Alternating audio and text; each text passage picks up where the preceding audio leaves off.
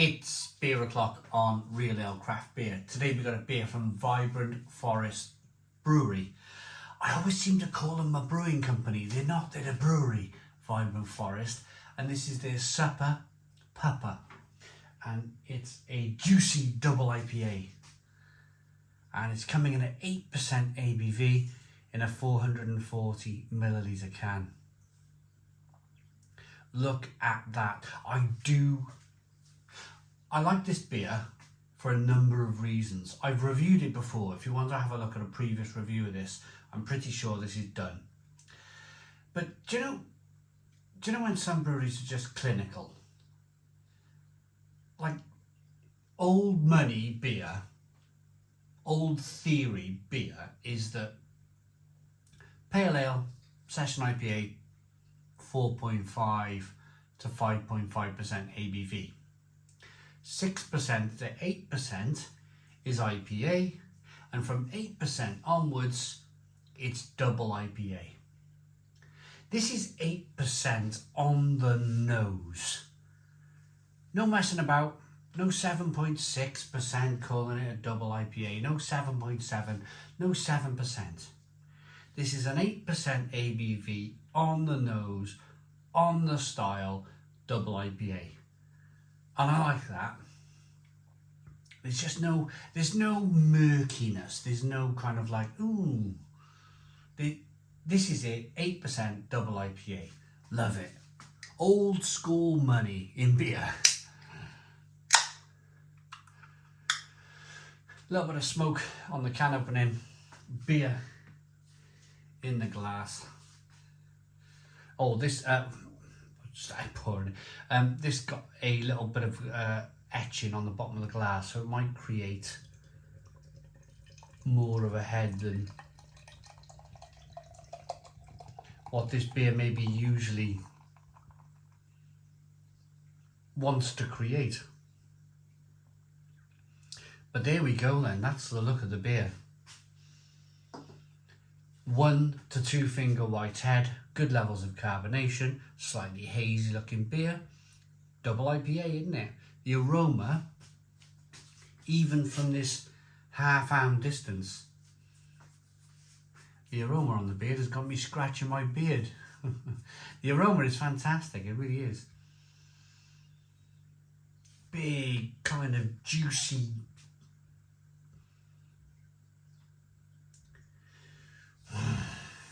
I like their beers.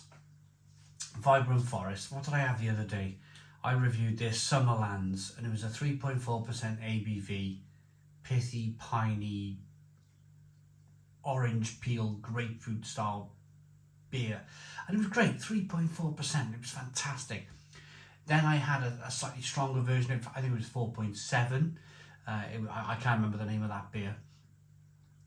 But it just had that kind of same familiar, kind of bitter, fantastic, kind of juicy orange peel like aroma. And this follows suit.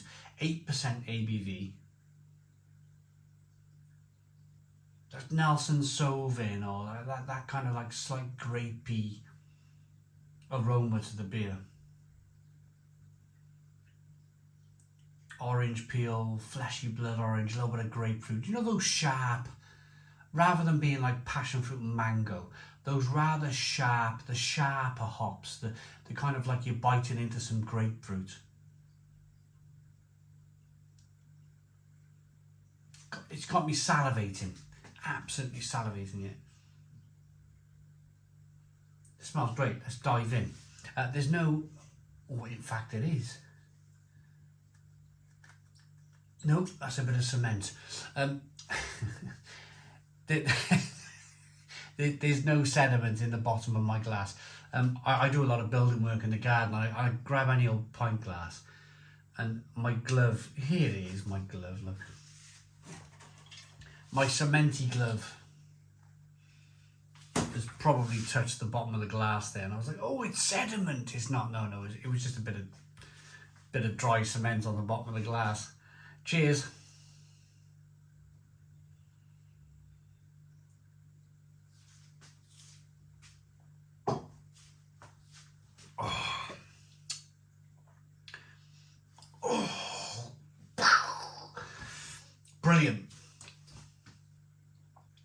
I know for a fact, because this week I've drunk quite a lot of Vibrant Forest beers.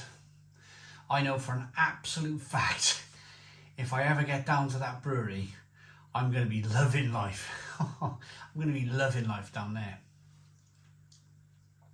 I love coffee stouts. They got my back. They do a fantastic oat and espresso coffee stout. That 3.4% ABV Summerlands beer is pithy and piney and citrusy and Nelson Sauvin like, and that's my type of beer. Then the 4.7. My apologies, can't remember the name of that beer. I think it was in a blue can. Equally as good. And then you have the big boy. You have the big boy finishing, time to go back to your hotel room. Of course, I'll be travelling, so I'm already thinking I'm going down there. I'm going to Southampton. This is your, where's my taxi and my dirty kebab. I'm going back to my hotel room with maybe a cheeky can of this, and this is the nightcap. This is the finisher. This is all of those things.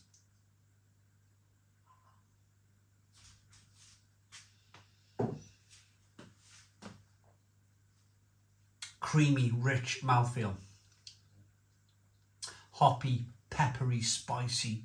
A little bit of sweetness in there. Grapefruit. Orange peel. Fleshy blood orange. Little bit of passion fruit and mango. But it's that fantastic rasping, kind of slightly sharp, slightly sour. I mean that in the greatest of respects, the slightly sour bit, but it has this just pinch of sourness, and then this fantastic bitterness that just lays it all out in front of you. Big bitter on your glands beer. Oh, it's fantastic. It's really good. The mouthfeel for me, I think maybe they might have added some oats to the beer. If they didn't add oats to the beer, then it's just the amount of malt, that 8% ABV. The more malt you add to the beer, the higher the ABV. So it might be just a malt-driven, malt-forward beer. We'll have a look at the ingredients in a moment. But yeah, just I met these guys in person at the 2023 Cardiff Foodies Festival, and they were so accommodating. I went over, they were like, "Oh, you're the real ale guy," and we sat down, we chatted. Of course, the beer was flowing, we drank, and I just, the beer was great. It's okay if you meet people at a beer festival, and it's okay to drink their beer, and you're maybe drinking their beer and you're going, "Oh, you know, it's all right," and you're being polite for polite's sake, you know. But this was like, the beer was flowing and the beer was fantastic. The beer was absolutely fantastic.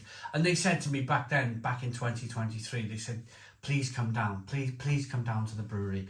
I'd love to come down. Maybe we could brew together. Maybe we could brew some kind of collaboration or something, and I can sit and eat your street food and drink your beer and fall back to my hotel room." Let's rate this. It looks good. It smells good. Ingredients. Water, malted barley, oats, wheat, hops and yeast. So it does have some oats in the beer, just to give you that kind of creamy, rich mouthfeel. Rating. That's my style of double IPA. That's right up my street. That's dreamland for me. That's dreamland double IPA. 10 out of 10. 10 out of 10 from Real Ale Craft Beer. Please put your comments in the comments box. Subscribe to our daily beer and food reviews. Give us a big fat thumbs up. Boom. Cheers.